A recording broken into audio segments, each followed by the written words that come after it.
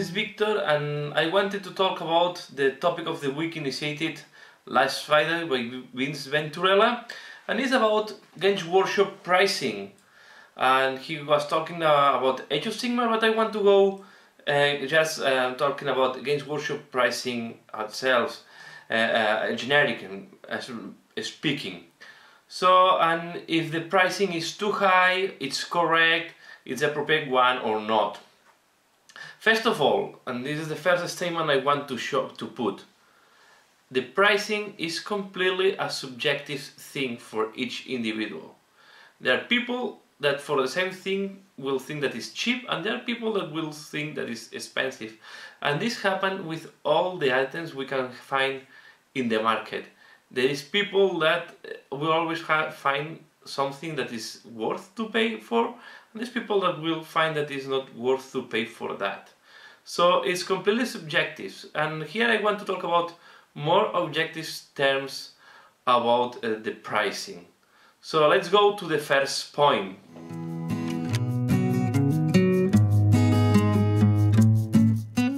So what is a good pricing? So I will say the good pricing of a product is the one that allows the company to make business with. So if the price is too low and you're not making money, it's not a good price. If the price is too high and you don't sell, it's not a good price neither. So the good price is this one that it's allowing you to make benefit. So if the company is not making benefit, it's not a good price. So I'm going to that. I will say up to now, Games Workshop is doing benefit, is losing market in the last years, but it's still doing benefit. So the price is not bad for them because they still do money. I know that a lot of people will say, okay, if they put the prices lower, they will sell more. And yes, most likely they will sell more, but they will do benefit, they will do business. Take into account that when we talk about costs for companies or pricing or benefits, they look at the percentage on gross margin. So you need a minimum of gross margin benefit to be sustainable. Let's put, for example, that you need 40% of your of gross margin on a product. If you are below that, you don't do business. So it doesn't matter that you sell more, because you have to also put more in first to sell this amount. So this is the big point. Not by selling more, you do more money. Not because your market is increasing, you are making more money. You have to do the money at the right price. And I think is this why sometimes it's a mismatch between what the consumer is expecting and what Games Workshop is doing. And I can tell, and most likely if they are putting these prices because they are still selling enough to keep their own benefit. And it's a very thin balance sometimes. If you go too high, you start losing share. If you go too low, you don't do business. And this frame and this frame where you're working for a lot of companies is not that wide, and it's difficult to find a good spot. And there will be always people complaining about the cost of the thing, doesn't matter how low it is. And there will be always people thinking that it's too expensive to pay for these plastic toys. So take into account that for me the good definition is a good price is the one that allows the Games Workshop to benefit. If you find the price is too high, then maybe you have to look for other markets or for other type of companies. Let's put an example on cars.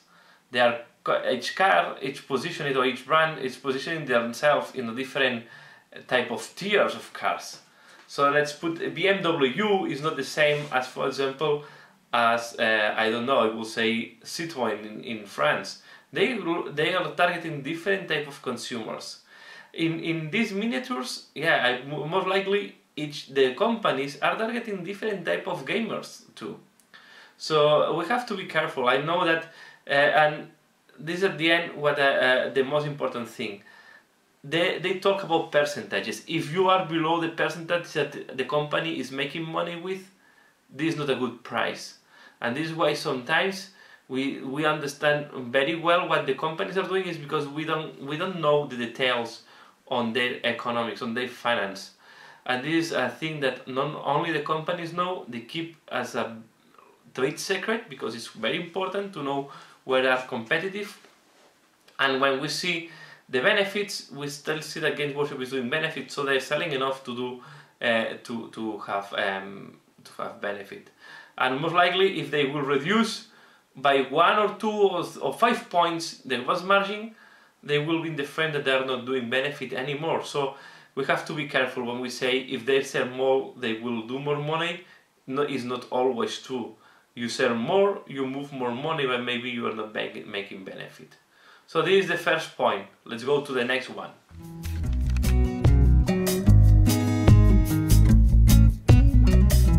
Hobby is a luxury. Hobby is not a commodity item like can be food or can be, I don't know, household products. Hobby is like it's like a luxury. We have to compare this, for example, to fragrances. Fragrances is also a luxury. You don't need them for your daily life.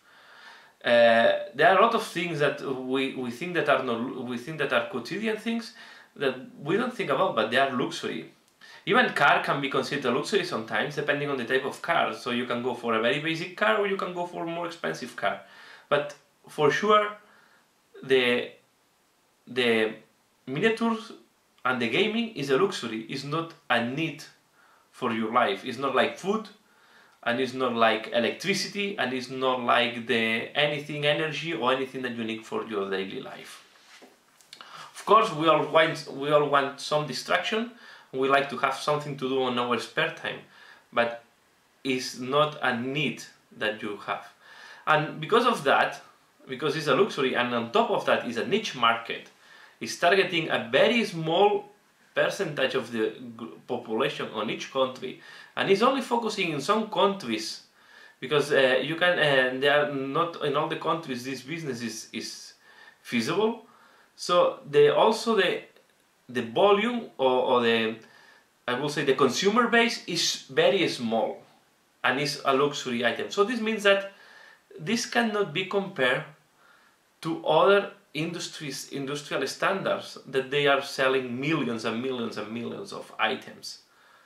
They don't have the same. They don't need the same speed and the same in production yield than a mass market product. So if you compare, for example, the speed of a line of how it's called this, of filling Coke bottles or soda bottles, or you compare the line the speed to make cups or to make any of these plastic bottles, any of these items that we have in our daily business, not daily business, on our daily shopping. So we cannot compare this to what is the standard, to the speeds and to the needs and to the production yield and to the capital that we have in our small gaming companies. So this is when we do these comparisons, we are completely misleading our comparison, because they are not in the same frame. The industrial standards are completely different, and yeah, you have to imagine that. I will put an example: an injected a plastic cap. The cost of a plastic cap is about 3 to 5 cents of dollar or euro, doesn't matter here. But I'm pretty sure injecting a miniature is not that cost.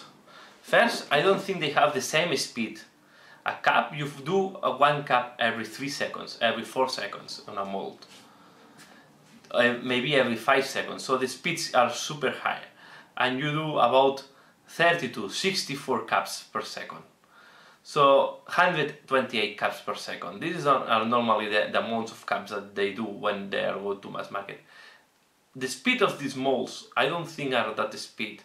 And on top, how many caps a company like PepsiCo or Coke or any of these companies are selling with the bottles.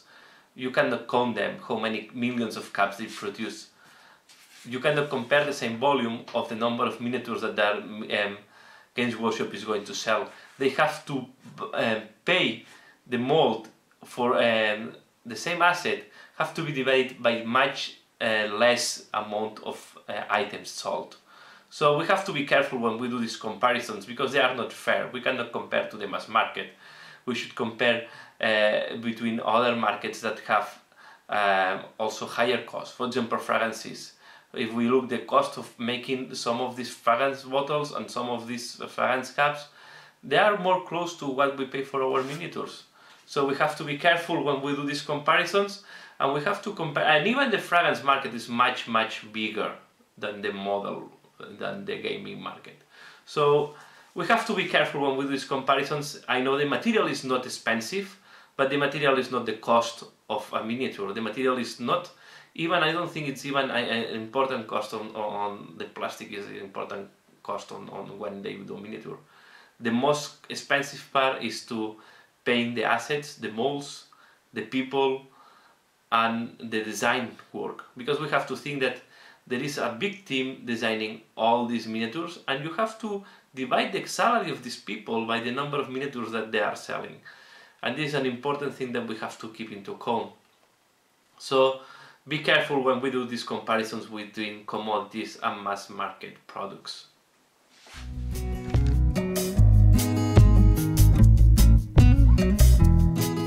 Another point that sometimes we overlook, this business, the Games Workshop business, is very complex.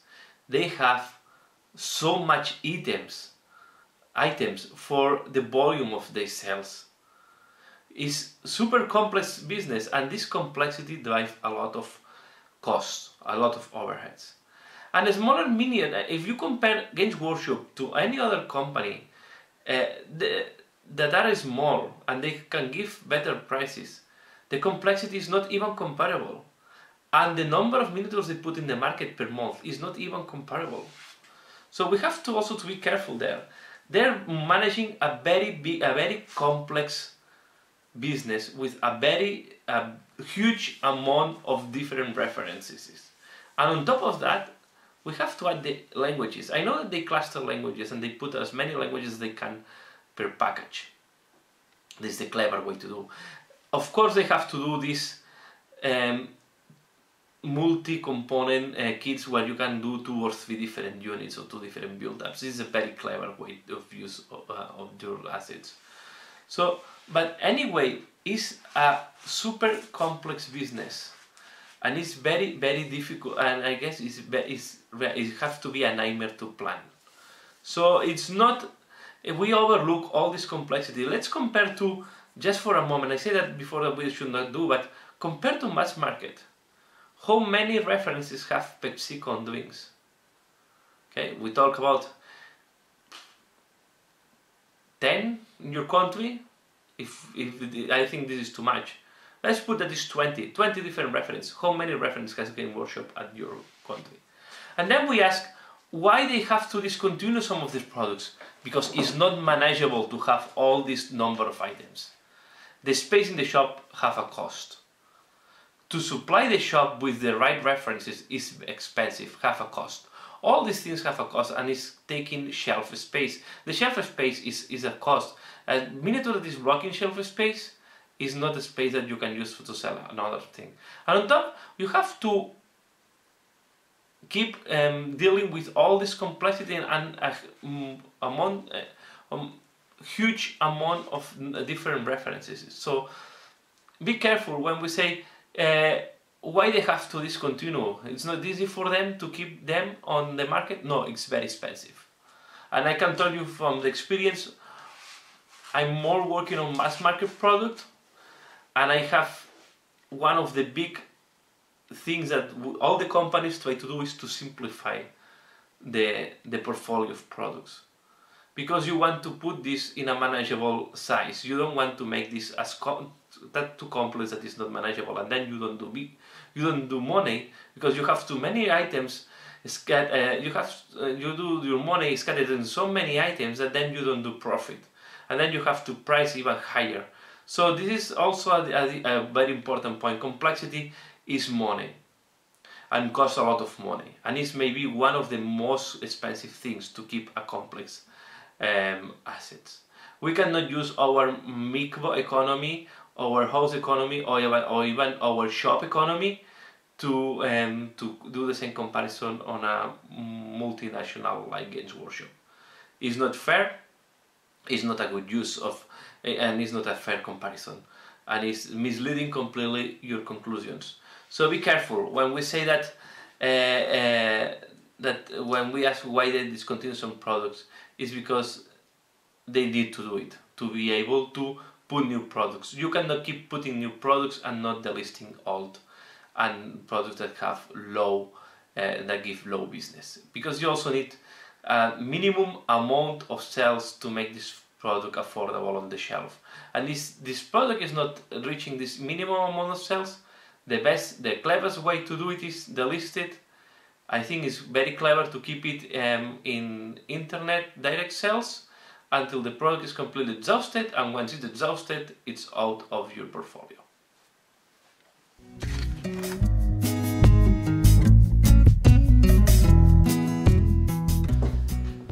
The last point I want to do is more my personal finding. I have an Imperial Guard, 2 armies of Imperial Guard. One, I wanted to use as many women as possible on my army. And of course, as we all know, there are not a lot of women in the Imperial Guard from Games Workshop. So I start digging in a lot of companies and trying to look for a lot of different companies to see where I can find futuristic or at least female Imperial Guard that I can use to do as a conversion for my army. My surprise was each time I try to do 10 men or woman unit in that case, I end up making a unit that is more expensive than a Games Workshop unit.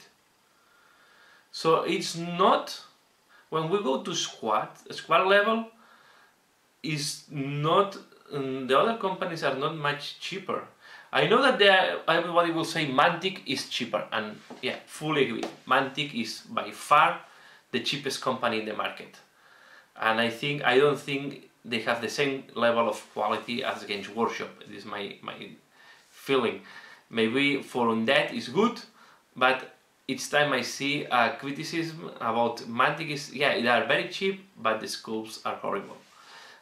Myself, I cannot judge. I never use them, I never use Mantic. So I don't know if they are horrible or not. But what I can tell you, Mantic is the only one, and I dig a lot, because I like to look in a lot of different companies to personalize my armies. I like to do that. I don't do that because I'm looking for cheaper miniatures. I do that because I'm looking to have something that is differential in my army. I did the same for my Renegade Guard. Try to look for on other companies. Even if you go for these very small companies that they do racing kits, it's super expensive. So a unit of 10 garment easily go to 30 euros. So they are not that far from the cost of Games Workshop, and sometimes are more expensive. I think 10 Guardians are cheaper than 30 euros at this moment. So we have to be careful. The only point I will say that Games Workshop is expensive is when we look to characters, and especially the last characters. When a miniature is costing 20 euros, 30 euros for a character, this starts to be more expensive than other companies, because normally other companies a character is more in the frame of 15 euros. But when we go to units, yeah, I know that there are units that are very expensive, and everybody will tell me, yeah, it's called the Blood Knights, they are very expensive. Okay, yeah, there are some exemptions in Games Workshop. Even I consider that Prosecutors are more expensive than the average of Games Workshop. But in general terms, each time, and this is my personal experience, each time I try to make units that are not made of Games Workshop miniatures, I don't end up being cheaper. I'm going to almost the same cost, a little bit low, a little bit high, but I'm on the same frame. So when I do that, it's not because I find cheapest miniatures, it's because I want to go for different scopes. Even if you go to Raging Heroes, I'm looking a lot to Raging Heroes, for example. They are not cheaper than Games Workshop. They're very cool models, they have a very nice quality, but I don't find them cheaper than Games Workshop miniatures. I go more to miniature companies than to games companies. But I was also looking, for example, on weird miniatures or weird games, I was looking for Malfo. I don't think they are cheaper than Games Workshop. Or when I look, for example, let me tell Mir's miniatures, because there are some schools that I really love from that company. I was looking to that. They are moving in the same cost frame as Games Workshop. So, and I will buy some most likely miniatures from all these companies because I like the schools and I like to paint, and I think I'm one of these 80% that Games Workshop is considering a collectionist and not a gamer. To be, this is a topic for another point, and I think I will also to this one. Why Games Workshop say that they have only 20% of gamers and 90% of collectionists. This is a topic for another video. So this is the thing I want to put on the table. So when I compare, when I try to dig, and yeah, if you send me in the comments below any company that is doing female garments that are cheap, I will go to that because I really looking for this. Up to now, I was looking on different companies, and they are sometimes maybe you are slightly cheaper, but most of the time I go for more expensive. At the total cost of what I want to do. And yeah, and I think this is all what I wanted to share. Just let me summarize now all the points.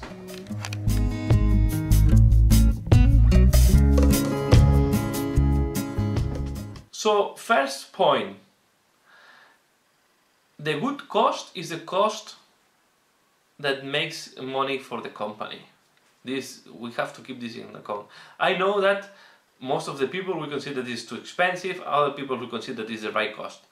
But for the company, what is the good cost is the one that they drive enough sales to make the company sustainable and the right margin to make the company sustainable. If it's too cheap, they don't do enough margin and they don't make money. If it's too expensive, then maybe the sales drop too much and they don't do benefit. So if the Games Workshop are doing these increases and they sustain these increases on the miniatures, is because they're still selling enough to make the company sustainable. So yeah, there is a lot of complaints in the internet, but means that a lot of people are still buying these miniatures. The second point, this is a luxury product, so we cannot compare to mass market or commodity markets. The margins, the industrial standards, and the making yield manufacturing yield is completely different. It's not comparable. They are talking about processes that are normally much slower than mass market. They are less automatized because they don't have the capital to invest in super automatic systems, because they don't need the speed neither. And yeah, and the cost of the materials is irrelevant normally. What is expensive is the cost of manufacturing, the cost of designing, and all the other costs associated, like supply and all these type of things. And third point, sorry, the complexity is a very complex, and complexity is cost. The biggest is your portfolio of products. The most complex and the most costly is to maintain, especially for big companies that they want to be in different countries and they want to serve the biggest volume possible of consumers. If we talk about a small company that they just do miniatures on demand, maybe it's not the same case. But for companies like Games Workshop, they cannot work on that frame. They have to supply all the shots with all the different references. This is expensive to keep all these portfolios products, and this is why sometimes it's better for them to eliminate products from the shelves, send back to the central, and change by new products. And the last point I wanted to put here is, when I did comparisons with other companies, not most of the companies are on the same cost frame. Exceptions, Mantic, I will say, is much cheaper, but if I compare to Melfo, or if I compare to miniatures making, most of the markets I go, and I go to a lot of different ones. Even when I go to what you call these Reaper miniatures, yeah, they are cheap, but if you need to make a unit of 10, each one is costing about $3 to $4. So it's costing you a Windows 10 will cost you between 30 and 40 euros. And I know that because I take some of these meters to do my dogs of war. So that's all what I wanted to share. So I hope you find interesting. Please leave your comment below. Let me know what do you think, and if I'm wrong and you consider that I'm completely misleading you or I'm completely wrong on my conclusions, please drop your comment below. Very happy to keep this conversation going, and if it's need another video to do corrections or to give some more feedback, I'm completely open to keep this conversation ongoing. And that's all. So yeah, I want to thank you everybody for watching up to this point. I hope you find this interesting, and you I'm looking forward to see your comments. That's all. Thanks a lot for watching, and see you in later. Bye.